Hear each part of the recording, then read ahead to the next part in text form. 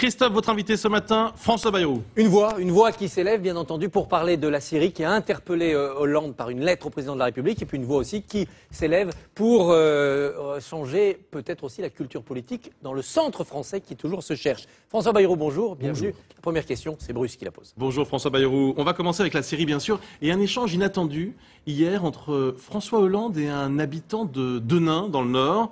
Vous avez sûrement vu ces images et entendu cet homme dire au président qu'il ne fallait surtout pas intervenir en Syrie. Regardez. Monsieur Hollande, n'envoyez pas de troupes en Syrie. On n'enverra pas de troupes au sol, bien sûr que non. Non, mais non, on n'a rien à faire dans une guerre qui n'est pas la nôtre. C'est pas nous de gérer ça. C'est pas notre problème, ça. Laissez les Syriens s'occuper de leurs problèmes. Tout est notre problème, c'est ça le sujet. François Bayrou, il a raison, cet habitant de Denain. On n'a rien à faire dans cette guerre qui n'est pas la nôtre. En tout cas, ce qui est en train de se préparer éventuellement, c'est une prise de position et un engagement de la France qui ne correspond pas à ce que la France a toujours été, veut être, dans un conflit qui est d'une immense complexité. La France, c'est quand même le droit de l'homme, c'est l'ingérence humanitaire, le devoir d'ingérence, on y est là. Christophe Barbier, les preuves. Tous ceux qui ont participé à la réunion de Matignon, en tout cas beaucoup de ceux qui ont participé à la réunion de Matignon, sont sortis avec le sentiment qu'il n'y avait pas de preuves. Les armes sont là. Non mais qu'il y ait des armes, sans aucun doute, qui s'en est servi? Toutes les manipulations sont possibles dans une guerre de cet ordre. Et j'ai, si j'ose dire, la preuve qu'il n'y a pas de preuves. C'est que s'il y avait eu des preuves entre les mains des services secrets très puissants de la Grande-Bretagne et des États-Unis, David Cameron, le Premier ministre britannique, les aurait données devant la Chambre des communes. Or, ce que David Cameron a dit, c'est qu'il a été obligé d'avouer qu'il n'avait pas les preuves. Ça, c'est la première chose.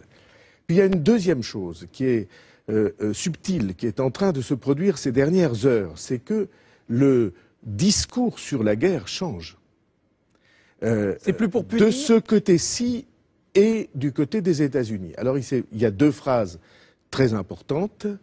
La première, c'est que François Hollande a dit « Tant que le régime de Bachar el-Assad sera là, nous ne serons pas en sécurité ».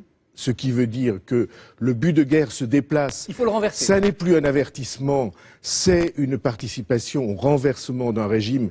Et la question alors qui se pose, c'est qui derrière? Et vous craignez les fondamentalistes, les islamistes? Ça n'est pas que je crains, c'est que je vois. Je vois ce qui se passe dans toutes les régions ou dans tous les pays de cette région et ce qu'on dit du poids prééminent des fondamentalistes dans les insurgés. Le Hezbollah et l'Iran derrière Assad, c'est pas mieux. Premièrement. Deuxièmement, M. Kerry a dit quelque chose de très important aux États-Unis. Il a dit c'est l'Iran.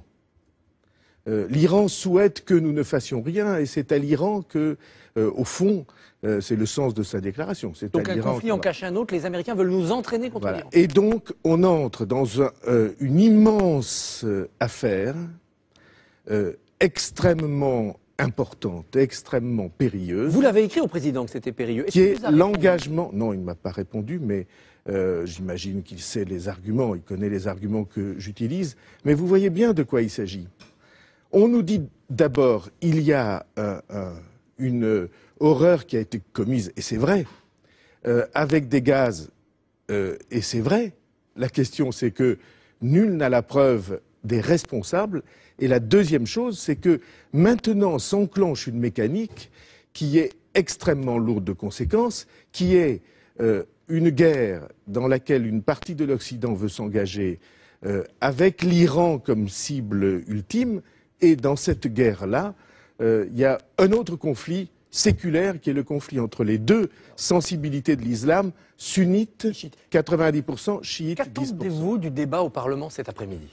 Ce que j'attendrai, c'est que nous ayons le courage d'organiser un vote pour mettre chacun des parlementaires devant ses responsabilités. C'est pas la Ve République, ça. Mais c'est absolument la Ve République.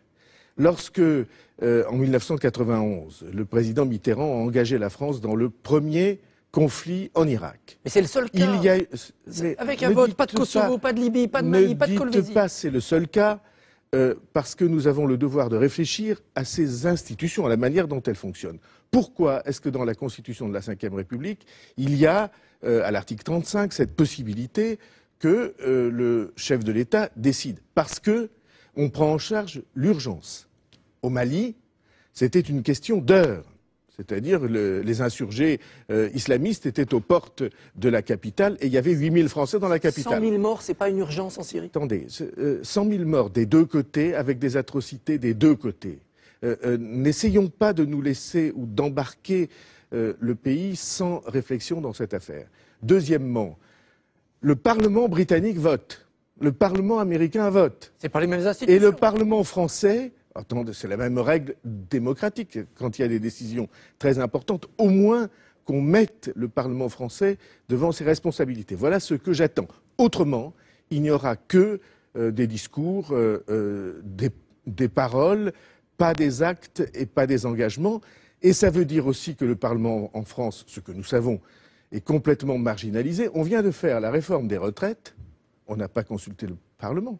Il va y avoir un débat, il va y avoir un projet de loi. On a consulté les partenaires sociaux, on n'a pas consulté le Parlement. Là, il s'agit de paix et de guerre.